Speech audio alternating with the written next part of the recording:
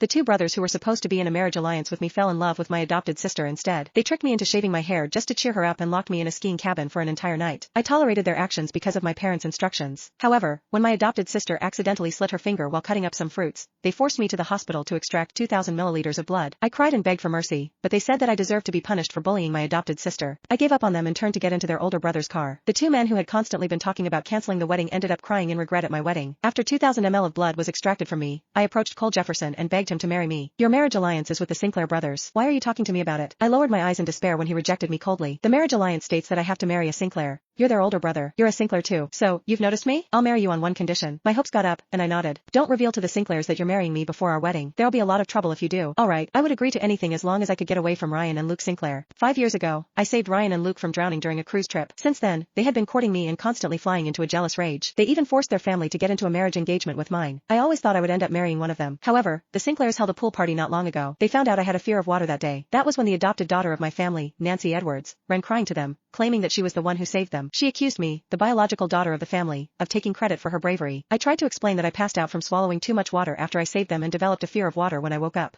I had not dared to swim since then. Although I provided evidence with a doctor's diagnosis report, they did not believe my words. They accused me of being the world's most unscrupulous heiress. Not only did I bully my adopted sister, but I even took credit for her good deed. I deserved to die in their eyes. I was not a clingy person. I begged my parents to cancel the engagement, but they wanted to be associated with an influential and powerful family like the Sinclairs and only instructed me to focus on preparing for the wedding no matter how hard I cried and begged. There was no other choice. I tried to be nice to the Sinclair brothers, but all I received in return were insults and bullying that were worse than the last. One time, Nancy's fringe was ruined by a hairstylist. To cheer her up, they tricked me into believing they had cancer and needed chemotherapy. They wanted my hair for a wig as I was their fiancé and it would be considered a wedding present for them. I shaved off my hair, which I loved a lot, as promised, but all they did after that was laugh at me while holding Nancy in their arms. You live up to the name of being a scheming woman who wants to climb the social ladder. You're really determined to get what you want. How could you do such a cruel thing to yourself? Do you think you can make us like you because of this? Too bad you're nothing compared to Nancy. You're just garbage that likes to take another person's credit. It doesn't matter that we're engaged. The moment you marry into the family, you would have stepped into hell. Nancy trampled on the strands of my black hair, which was littered all over the floor, with contempt. Her eyes were filled with disdain for me. No one was around to protect me back then, so I had no choice but to let you bully me. Things have changed between us now. It doesn't matter who your husband will be in the future. He'll only love me. With that, the three laughed happily. However, there was one thing they forgot. Ryan and Luke were not the only Sinclairs in their generation. They had another older brother who had long been forgotten, Cole. It finally felt like my life had gotten on the right track after I got out of Cole's car. Nancy kept creating trouble as the wedding date got nearer. Every time she flew into a temper, the Sinclair brothers would torture me just to cheer her up. It drained me mentally and emotionally. I was really exhausted. I might have promised Cole not to reveal that I was getting married to him, but I still decided to stop running after the Sinclair brothers and begging them to love me. When I pushed the door open, Nancy was twirling while dressed in my wedding gown. Ryan and Luke were smiling at her. Their love for her was so obvious. They pursed their lips at the same time when I entered. Didn't you pretend to pass out to get hospitalized? You acted like you had anemia and refused to donate your blood this morning.